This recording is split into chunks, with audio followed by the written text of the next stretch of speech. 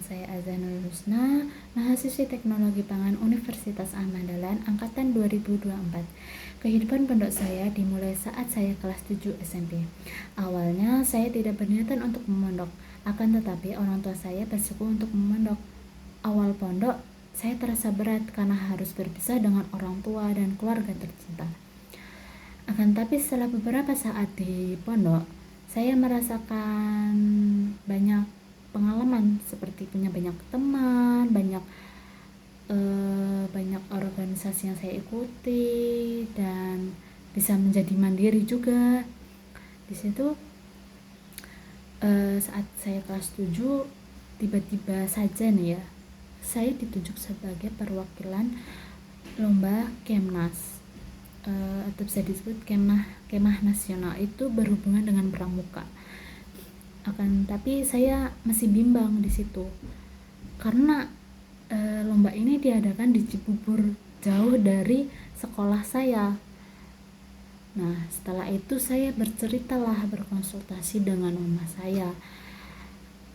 Nah, mama saya memberikan saran seperti ini.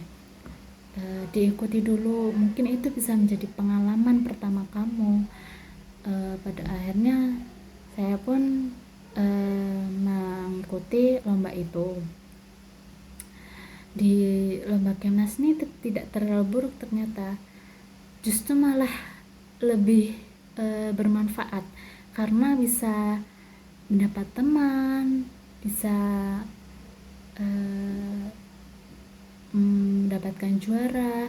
Di situ di Kemnas itu tuh tidak hanya dari Indonesia saja, di situ ada yang dari luar negeri seperti Thailand, Singapura, Malaysia, dan banyak lagi. Di situ saya bisa berkenalan dengan orang Malaysia. Saya rasanya seneng banget kayak bisa berkenalan dengan orang Malaysia. Di balik itu saya tidak menyesal untuk mengikuti lomba itu. Dan saat kelas 8 saya juga mengikuti organisasi OSIS. Waktu itu emang dipilih sih sama guru untuk mengikuti organisasi, tapi untuk departemennya itu memilih sendiri. Akhirnya saat saya udah masuk ke organisasi OSIS kelas 8, banyak di situ sebenarnya pengalaman, akan tetapi mungkin saya karena lagi baru pertama kali masuk organisasi, jadi agak sedikit kurang bisa aktif gitu ya. Pada kelas 9 saya pun tidak bisa mengikuti organisasi itu lagi karena mungkin bagi saya kalau saya mengikuti organisasi kurang efektif belajarnya. Mungkin pada saat itu saya berpikir seperti itu, makanya saya keluar saat saya kelas 9. Setelah lulus, saya melihat teman-teman saya ingin daftar ke sekolah negeri, SMA negeri. Di situ saya ingin sekali juga ke sekolah negeri. Saya pun bertanya, berdiskusi dengan orang tua saya, apakah saya dibolehkan untuk bersekolah di negeri. Orang tua saya berkata seperti ini, sekolah negeri itu belum menjamin pergaulanmu aman, baik, dan teman-temanmu tuh belum tentu juga seperti yang kamu bayangkan, yang bakal baik, seru. Di sekolah negeri itu gak kayak gitu. Bahkan ada nih ya, yang anak SMP itu udah perutnya sudah berisi. Nah, makanya itu orang tua saya takut, khawatir saya seperti itu. Jadi saya pun akhirnya berubah pikiran. Saya pun tetap melanjutkan pondok saya. Saya pondok SMA itu rantau, ada di Jogja. Itu pertama kali saya merantau. Bener-bener rasanya tuh bukan lagi kayak SMP yang pondok deket daerah rumah saya yang hanya 30 menitan dari rumah saya, itu tidak, ini lebih dari 30 menit dan saya benar-benar bakal jarang dijenguk, ditengokin. Itu pasti jarang karena orang tua saya juga sibuk. Jadi mau tidak mau ya saya harus bisa sendiri gitu. Akhirnya saya pun mencoba untuk merantau karena saya melihat kakak saya dulu pondok lebih jauh daripada saya, seperti di Solo. Itu kayak saya, wah, kagum aja sama kakak saya. Habis itu saya mulai deh di Jogja merantau pondok. Awalnya kayak ya karena saya sudah punya pengalaman pondok, cuman bedanya itu rantaunya itu yang saya belum pernah coba. Ya seperti itu kehidupan pondok sama saja, cuman emang banyak teman-teman saya yang dari daerah Kalimantan, Sulawesi, Sumatera, Palembang, banyak sekali. Jadi beragam-ragam lah. Dan di situ tuh pondoknya tuh dicampur dengan anak SMP, dengan junior-junior saya. Jadi kayak berasa itu pondok yang besar, tapi ya nggak terlalu besar sekali. Kayak wah gitu, ternyata tuh dicampur dengan adik kelas. Jadi kayak kan saya belum pernah berpengalaman seperti itu ya. Jadi akhirnya saya pun diterima di situ, mondok di situ. Kelas 10 saya masih oke-oke aja, masih mengikuti ekstrakurikuler seperti biasanya saya jalani. Waktu kelas 11 diharuskan santri itu mengikuti organisasi yang namanya OSIS, dimana OSIS ini bertanggung jawab di sekolah dan di asrama. Karena itu wajib, bersifat wajib, maka saya juga mengikutinya. Akan tetapi divisinya dipilih. Jadi saya saya awalnya tidak memilih divisi, saya dipilih karena itu emang dipilih secara acak. Dan ketua kalau ketuanya itu kita merundingkan seperti kayak pemilihan ketua OSIS gitu. Sebelum saya mulai organisasi OSISnya, ada yang namanya LDK, yaitu latihan dasar kepemimpinan. Di situ kita benar-benar digebrak, kayak benar-benar capek banget di situ. Saya benar kayak ini pengalaman pertama saya sih dalam seumur hidup mengikuti LDK. Setelah LDK saya masuk sebagai organisasi dan ternyata saya masuk di divisi kebersihan. Di situ kayak saya nggak menyangka saya masuk divisi kebersihan, tapi saya menjalani dengan senang-senang saja. Ya mungkin sedikit capek, akan tapi saya di SMA juga menjadi panitia event-event besar maupun kecil. Saya mengikuti. Kalau untuk lomba saya tidak pernah mengikuti di SMA.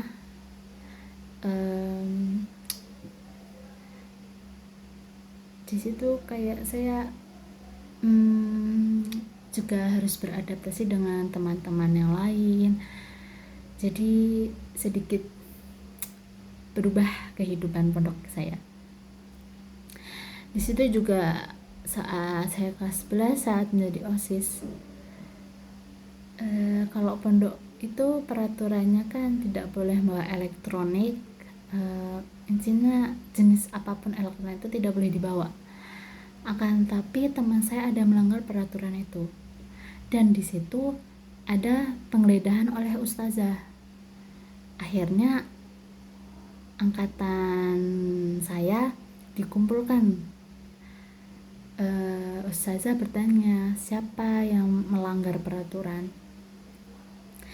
Di situ emang hampir satu angkatan saya itu membawa elektronik, hanya ada beberapa doang yang tidak. Saya itu termasuk tidak, karena saya selalu dibekali oleh orang tua saya, taati peraturan pondok, jangan melanggarnya gitu. Akhirnya saya pun menerangkan orang tua saya, dan benar emang kita harus menaati peraturan dimanapun kita berada, karena sebenarnya tidak sulit untuk menaati peraturan itu, ya tergantung pada niat kita aja sih. Setelah itu, karena banyak teman saya yang kena dan dihukum, saya pernah dituduh dengan teman saya, masa seorang saya tidak membawa HP sih, membawa elektronik, karena teman-teman yang dekat dengan saya itu kebanyakan membawa elektronik, dan kok bisa saya tidak gitu. Mereka seperti kayak menggunjingkan saya, menggibahi saya di belakang saya. Saya tahu karena ada teman saya yang bilang gitu ke saya, kayak kalau mereka nggak percaya silahkan buktikan, HP saya ada di orang tua, nggak ada di pondok. Saya benar-benar kalaupun pinjam teman, saya nggak pernah pinjam buat apa, karena saya tahu orang tua saya tidak suka saya melanggar peraturan. Maka dari itu, buat apa kalau pegang HP, pasti orang tua saya bakal tahu. Nah, setelah itu saya pun di situ saya membiarkan teman saya yang menggunjing saya abaikan mereka. Terserah mau mereka mau menggunjingkan saya gimana, tapi saya tidak akan peduli, karena emang saya di situ tidak salah. Di situ saya merasa ya udah saya nggak salah, jadi ya udah begitu saja. Dan saat kelas 12 itu akhirnya membaik, sudah teman-teman saya sudah tidak ada yang melanggar lagi, alhamdulillahnya. Waktu kelas 12 ini kan ingin mendaftarkan kuliah, saya ingin banget berkuliah di negeri, PTN, masuk PTN gitu, karena benar-benar PTN itu kan impian semua orang ya, siapa yang nggak mau masuk PTN gitu. Saya juga mengikuti les yang diadakan oleh pondok, akan tapi waktu pengumuman untuk yang jalur rapot itu saya nggak keterima. Setelah itu saya mencoba untuk jalur UTBK, dan disitu saya kayak berusaha banget, kayak berusaha mengerjakan soal itu, walaupun benar-benar saya campur aduk semua itu pikirannya, saya nggak tahu itu kayak. Dan tiba saat pengumumannya, ternyata emang tidak lulus, tidak keterima. Akhirnya saya mencoba lagi, saya nggak putus asa. Saya mencoba ujian mandiri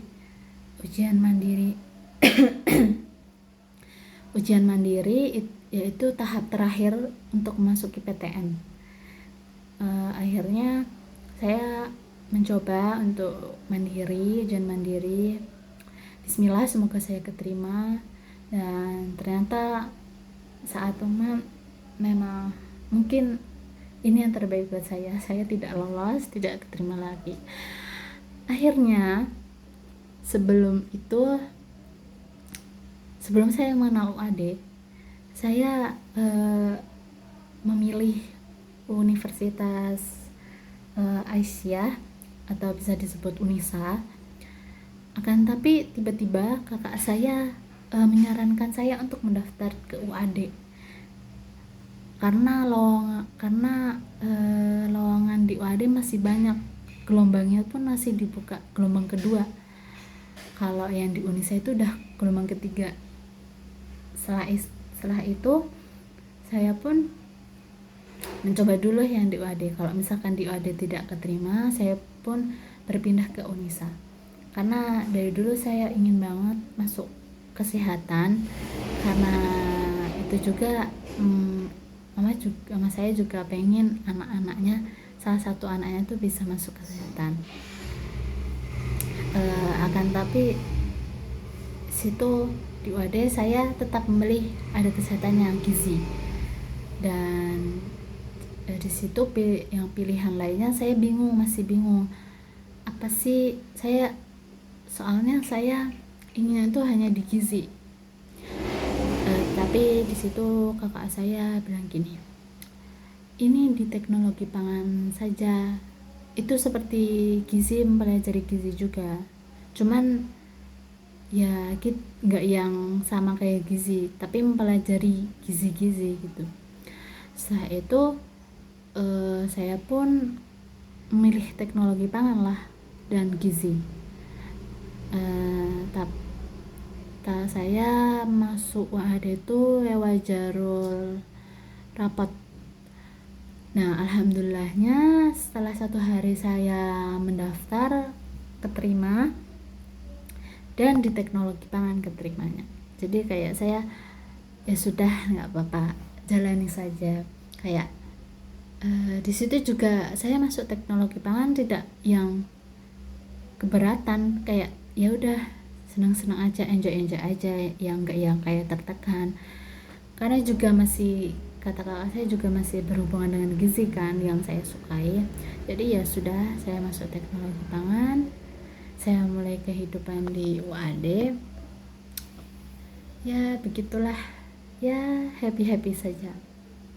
Mungkin itu kisah saya,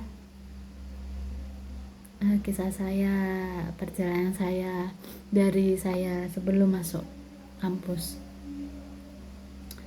Banyak kegagalan yang pernah saya rasakan. Ya sekian untuk hari ini. Terima kasih. Wassalamualaikum warahmatullahi wabarakatuh.